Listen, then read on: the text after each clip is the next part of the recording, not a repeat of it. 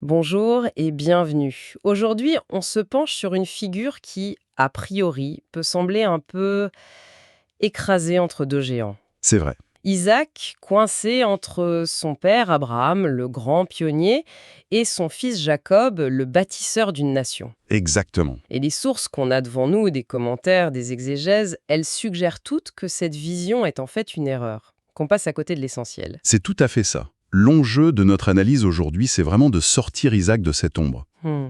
Les textes nous invitent à voir en lui non pas une simple transition, mais une étape absolument fondamentale. Si Abraham représente l'expansion, la découverte, L'élan vers l'extérieur. voilà, Isaac, lui, il incarne l'approfondissement, l'ancrage.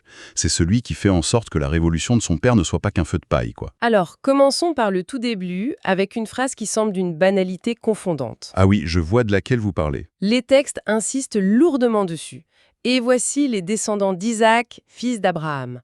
Abraham engendra Isaac. C'est presque un pléonasme. Pourquoi cette insistance? C'est une excellente question parce qu'on dit ça et on se dit, bon, et alors? Oui, on le sait déjà. Mais ce qui est fascinant, c'est que ce n'est pas du tout une simple information généalogique. C'est une déclaration d'essence. D'accord? Les commentateurs expliquent que les gens de l'époque murmuraient, ils doutaient de la paternité d'Abraham. Ah oui, Alors, pour faire taire ces rumeurs, il est dit que le visage d'Isaac était le portrait craché de celui d'Abraham.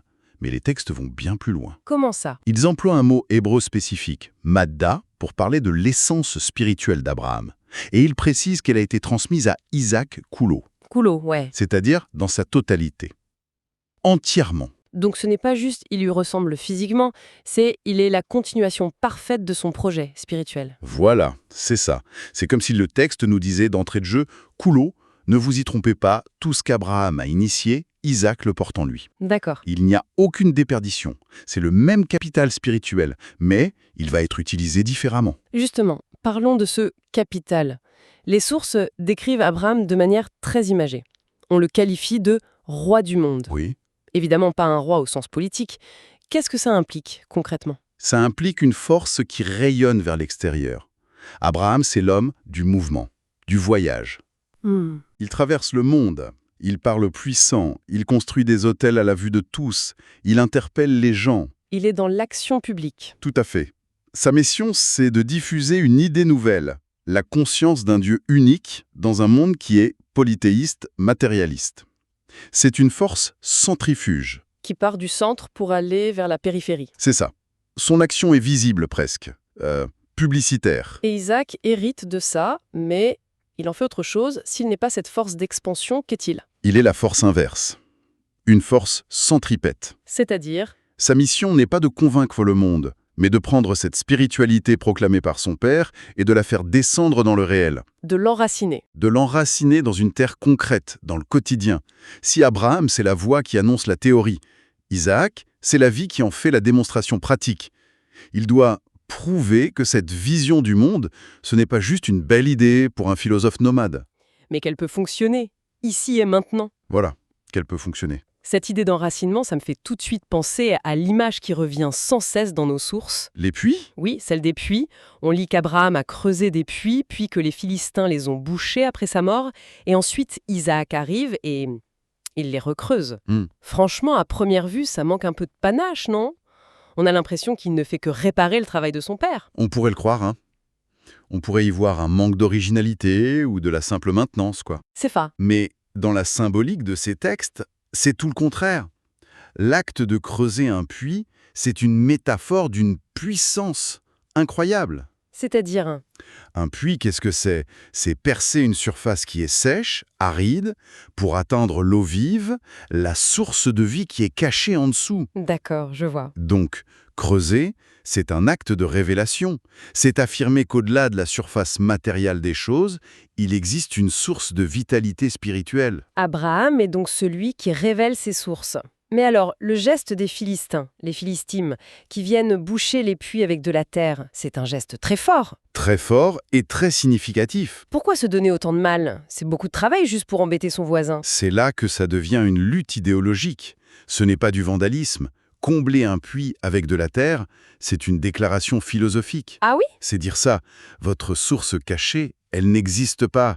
Il n'y a que la terre, il n'y a que la surface. La seule réalité, c'est la matière. C'est une vision du monde qui nie la profondeur. Exactement. Qui veut enterrer toute spiritualité sous le poids du concret. Donc quand Isaac arrive et méthodiquement recreuse ces mêmes puits en leur donnant les mêmes noms que son père, ce n'est pas de la maintenance. Pas du tout. C'est une contre-déclaration. C'est un acte de résistance, pacifique mais d'une fermeté absolue. Il dit « Cette vérité que Braham a révélée est toujours là, sous vos pieds, même si vous essayez de la recouvrir de terre. Vous pouvez la cacher mais pas la détruire. » C'est ça. Il ne se bat pas pour de l'eau. Il se bat pour une certaine vision de la réalité. C'est l'affirmation que le monde a une dimension intérieure, une âme. Cette idée de recreuser les puits est très puissante. On a tous l'impression parfois que des valeurs ou des idées importantes de nos prédécesseurs ont été comblées par le cynisme, le matérialisme. Est-ce que cette image est la clé pour comprendre comment on transmet un héritage de manière vivante? Je pense que c'est une des leçons centrales, oui. La transmission, ce n'est pas répéter mécaniquement ce qui a été fait. C'est plus que ça. C'est avoir le courage de retourner aux sources, de déblayer la terre qui s'est accumulée et de refaire jaillir l'eau vive pour sa propre génération. Isaac ne construit pas de nouveaux autels spectaculaires comme Abraham. Non. Il assure que la source qui alimentait ces autels continue de couler. Et ce qui est fascinant, c'est que cette lutte idéologique, on la retrouve dans ses interactions personnelles. Absolument. On voit Isaac faire face à des épreuves qui sont presque des copier-coller de celles de son père. Oui, notamment avec Avimelech. Exactement, le roi des Philistins. Encore une fois, on pourrait se dire que le narrateur manque un peu d'imagination. Et encore une fois, le texte nous tend un piège pour nous forcer à regarder plus profondément. Les commentateurs, pour expliquer ce parallélisme, ils introduisent une idée complexe mais essentielle. Laquelle? L'existence de deux niveaux de réalité. Ils parlent du Olam Hanigele, le monde révélé, visible, et du Olam Hanistar, le monde caché, essentiel. C'est un peu abstrait. Comment est-ce qu'on pourrait se représenter ça? Alors, imaginez que le monde est une grande maison. Abraham, lui, il opérait surtout dans le salon. D'accord. Là où on reçoit les invités, où tout est public, visible. Le monde des traités politiques, des alliances, des démonstrations de force. Ça, c'est le monde révélé. Isaac, lui, est confronté au même problème, disons une fissure dans le mur. Mais il choisit de travailler depuis les fondations de la maison. La partie invisible qui soutient tout. Voilà, le monde caché. D'accord. Et comment ça se traduit dans sa confrontation avec Abimelech? Abimelech et son armée, eux, ils vivent exclusivement dans le salon, dans le monde visible. Il me voit que la surface. Exactement. Ils voient la prospérité matérielle d'Isaac, ses récoltes exceptionnelles, ses troupeaux qui se multiplient, et ils prennent peur. Leur réaction est purement matérialiste. Tu es devenu beaucoup trop puissant pour nous, pars d'ici. C'est une logique de pouvoir, de jalousie, de compétition pour des ressources limitées? Tout à fait. Pour eux, un puits, c'est un atout stratégique. Point final. Et la réaction d'Isaac est déconcertante. On lui dispute un puits qu'il a creusé, un puits de querelle. Il ne se bat pas, il s'en va. Il s'en va. Il en creuse un autre. On le lui dispute encore, un puits d'hostilité. Il s'en va de nouveau. On pourrait voir ça comme de la passivité, de la faiblesse même. Il ne défend pas son bien. Ça, c'est la critique du monde visible.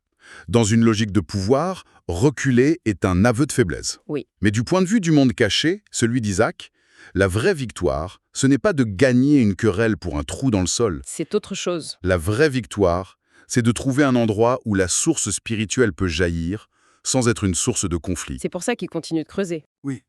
Il creuse un troisième puits, et là, personne ne le lui dispute. Il l'appelle Rehovot, élargissement. Et il dit, maintenant, Dieu nous a donné de l'espace pour prospérer. Il ne cherche donc pas à vaincre son adversaire, mais à trouver un espace vital pour sa vision du monde. C'est exactement ça. Sa force n'est pas dans la confrontation, mais dans la résilience, dans la persévérance. Il démontre que la spiritualité n'a pas besoin de dominer pour exister. Elle a besoin d'un espace pour s'épanouir. Voilà. C'est une force intérieure, tenace, qui finit par user l'hostilité extérieure. D'ailleurs, Avimelech lui-même finit par revenir vers Isaac. Ah oui, c'est vrai. Il revient, impressionné, et il lui dit « Nous voyons bien que Dieu est avec toi ». Il a compris, tardivement, que la prospérité d'Isaac ne venait pas de la terre, mais d'une source bien plus profonde. Alors, si on met tous ces éléments bout à bout, l'héritage total, le recreusement des puits, cette forme de résistance passive, quel est le portrait final d'Isaac qui se dessine? Il n'est ni le pionnier flamboyant qu'était Abraham, ni le lutteur complexe que sera Jacob. Non. Isaac, c'est l'étape de la consolidation. C'est peut-être la moins spectaculaire, mais elle est absolument cruciale. Crucial? En quel sens? Si Abraham est la graine, une idée radicalement nouvelle plantée dans le monde, Isaac est la racine. Isaac est la racine, exactement. C'est lui qui s'ancre profondément dans le sol, qui puise les nutriments et qui assure la survie de la plante dans un environnement hostile. Hmm. Sans cette étape d'enracinement profond, la graine d'Abraham aurait pu être une simple curiosité historique, balayée par le vent. Isaac, c'est la preuve de concept. Il y a un dernier élément dans les textes qui semble confirmer tout ça, la bénédiction qu'il reçoit et qu'il transmettra. Oui. Elle lie deux choses qui semblent opposées, hein, la rosée des cieux et la graisse de la terre. Comment est-ce que ça s'intègre dans ce portrait? C'est la synthèse parfaite de sa mission. Unir le spirituel, la rosée des cieux, Quelque chose de subtil, d'immatériel. oui, qui descend d'en haut, l'unir avec le matériel, la graisse de la terre, c'est-à-dire le meilleur de la production terrestre, la richesse concrète. La mission d'Isaac, c'est de prouver que ces deux mondes ne sont pas ennemis. Qu'ils peuvent coexister. Mieux que ça, qu'ils doivent être unis. Il ne s'agit pas de fuir la matérialité, mais de l'infuser de spiritualité, de révéler la rosée qui se cache au cœur de la graisse. Ce qui est l'exact opposé de la vision du monde des Philistins. Totalement. Là où Abimelech ne voit que de la graisse à contrôler, des ressources à accumuler, Isaac, lui, voit un potentiel de sainteté à révéler. Il a rendu le divin tangible. C'est ça. Il a pris la vision universelle et nomade de son père et il l'a ancrée dans une parcelle de terre, dans un puits, dans une récolte. Il l'a rendue tangible au quotidien. Donc au final, il n'est pas du tout une simple copie. Il est celui qui assure la transition, non pas en étant passif, mais en opérant une transformation fondamentale. C'est ça. De l'idée à la réalité vécue. Précisément. Il transforme l'élan révolutionnaire de son père en une force stable, durable. Il incarne la persévérance silencieuse, la force tranquille. Sans les fondations profondes qu'il a établies, l'édifice immense que Jacob construira ensuite Une nation entière. n'aurait jamais pu tenir. Il est le pont indispensable, non pas parce qu'il ne fait que passer, mais parce qu'il est profond et solide. Ce qui ressort de cette analyse, c'est vraiment une vision infiniment plus riche et nécessaire d'Isaac. Oui, Il n'est plus l'homme d'un seul événement tragique, son sacrifice avorté, mais le héros de l'intériorité, celui dont la force réside dans la constance, la profondeur, plutôt que dans l'éclat. absolument.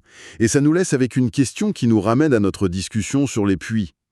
Cette idée qu'une génération doit parfois se consacrer non pas à innover de manière spectaculaire, Ce qui est souvent plus valorisé. oui, mais plutôt à déblayer ce qui a été enfoui, à redonner accès aux sources profondes que les générations précédentes avaient découvertes. On pense souvent qu'il faut toujours aller de l'avant, créer du nouveau. Mais cette histoire suggère qu'il y a une autre forme de progrès, tout aussi essentielle. Oui, et c'est une piste de réflexion qui me semble très actuelle. Dans nos vies, dans nos organisations, nos sociétés, quels sont les puits essentiels qui ont été comblés? Par l'oubli, la négligence ou une idéologie de la superficialité. Exactement. Et quel est le travail, peut-être moins glorieux, mais absolument vital, qui consiste à les retrouver, à enlever la terre? Pas pour recréer le passé à l'identique. Non, pas du tout, mais pour permettre à cette source intemporelle d'irriguer à nouveau notre présent. C'est peut-être ça l'héritage le plus profond d'Isaac.